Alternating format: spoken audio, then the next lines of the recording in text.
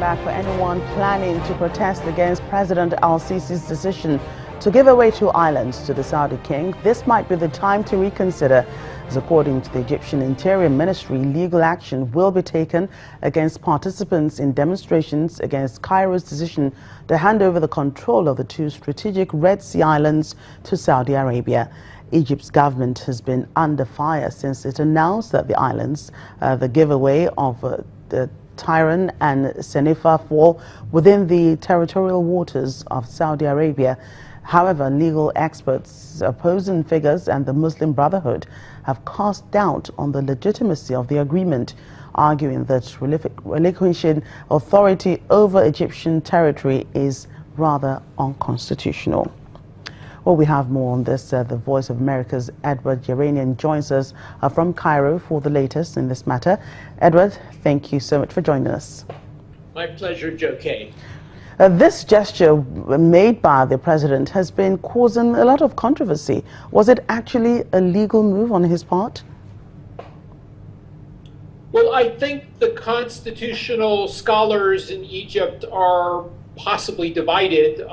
I think it's not clear, but historically the islands were part of the Ottoman Empire, and the Ottoman Empire was succeeded in Saudi Arabia by Saudi Arabia, the country, and Egypt was not the possessor of those islands at that particular period in time.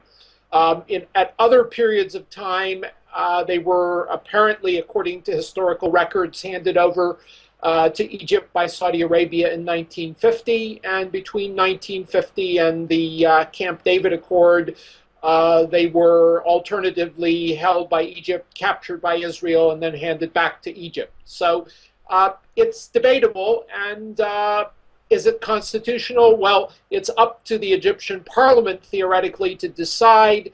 And if there is some dispute, ultimately it would be up to the Supreme Constitutional Court in Egypt. Edward, what about this warning against protests allegedly issued by the Egyptian Interior Ministry? Is it true? And if it is, don't people have a right to protest?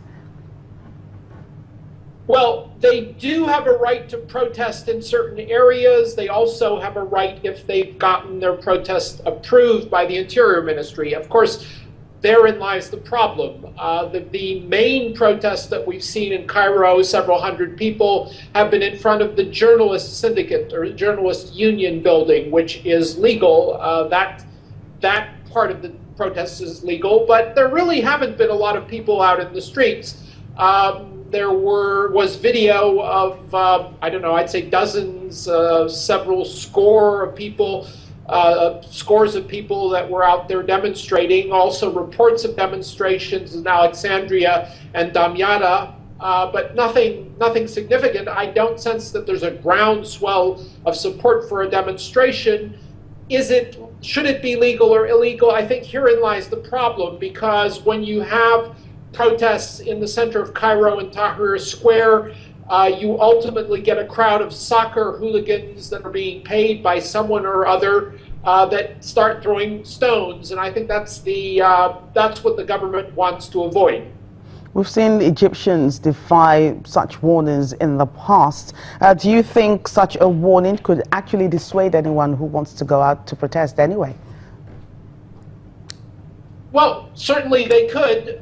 It depends on how enthusiastically they want to protest, and also which groups want to protest. Now, if they're dissuading the Muslim Brotherhood has a demonstrated history of trying to create a demonstration for other reasons. If they're going to create a demonstration to try to overthrow the government, for instance, and of course, obviously, people out in other countries may think that's legitimate. I don't know. That's not for me to decide. But here on the ground, I don't think that the majority of the population would like to see the government overthrown. And I think that's why a lot of people support the government move, because they don't want demonstrations out there under the guise of popular will, free will, that ultimately set out to disrupt the country and disrupt the government.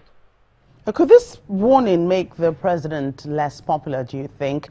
That's, well, coming from what analysts are saying.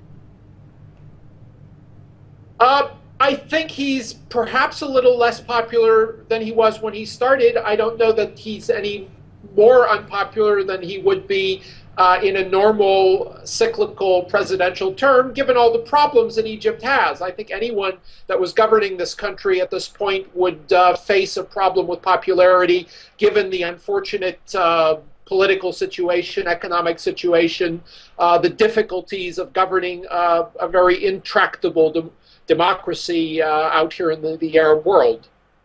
In the event that it's actually found that the gift of these two islands is actually unconstitutional, could ownership be returned to Egypt? I think that the Egyptian military and the Saudi military have a fairly good working relationship because Egypt helped Saudi Arabia and its coalition to free several Yemeni islands in the Strait of Hormuz, which are significantly more important strategically than these two islands. So I don't think there's any reason why Egypt and Saudi Arabia would have a conflict over it. And ultimately, if there was some reason to return the islands, I think that probably they would find an amicable way of resolving that dispute. A pleasure talking to you, Edward Uranian from the Voice of America, reporting from Egypt. In other news now, it's a good day for South Sudan as the President Salva Kiir has arrived in Tanzania, where he is scheduled to sign an accession treaty into the East African Community. Now, early last month, the EAC heads of state approved the admission of the new country, which is trying to recover from a civil war. South Sudan becomes the sixth member of the East African Community that was originally formed by Tanzania, Kenya, and Uganda. After joining today, South Sudan is expected to open up its borders for trade.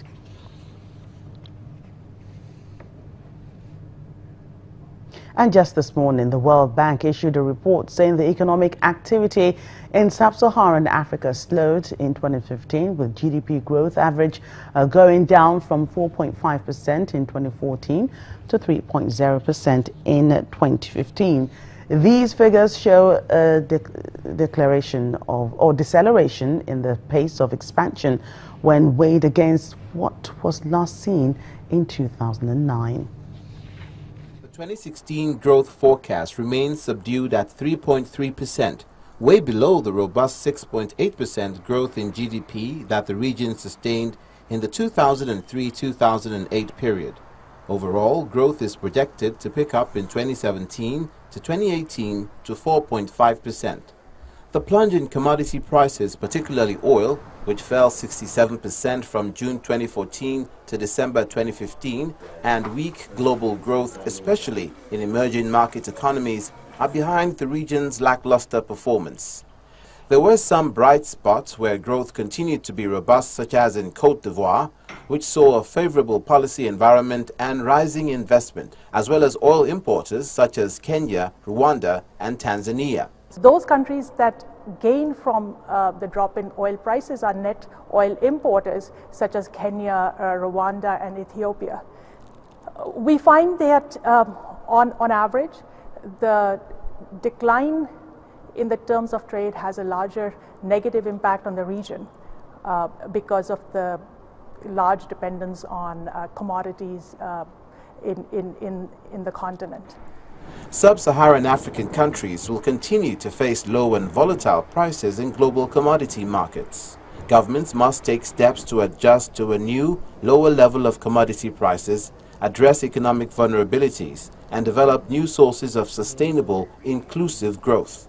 We find that taxes as a share of GDP are quite low in most African countries, and in countries that are commodity exporters, the non-resource sector contributes very little to taxes. So there's scope to increase domestic resource mobilization.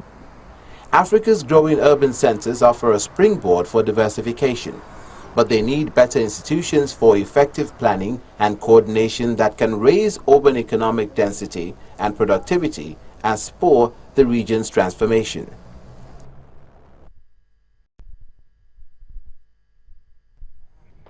Well, coming up in a moment,